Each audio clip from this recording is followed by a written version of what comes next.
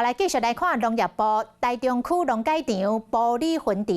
研究到兰花新品种，把这个虎头兰甲国产兰花用来套种，经过几啊年的试验，推出到20多种新品种的惠兰，而且来举办到说明会。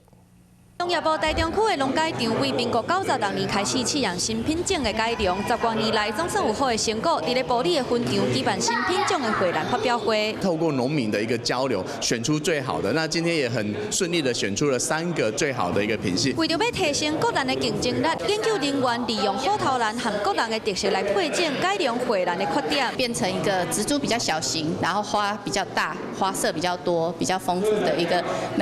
品种。国兰的外销因为乌蝶兰的竞争，造成国际市场逐年咧救，出口量减少6成。基地乡是虎头兰的故乡，新品种的发表嘛，期待会当提升虎头兰的产业发展。将咱国兰的这个矮小化，然后将咱这个虎头兰吼上盖大个水的这个花吼结合做伙，符合到咱都市人的需求。这届的发表除了展现农改场10多年来的成果，透过农友的意见反映，鼓励农政单位继续研发，帮助国兰的产业发展。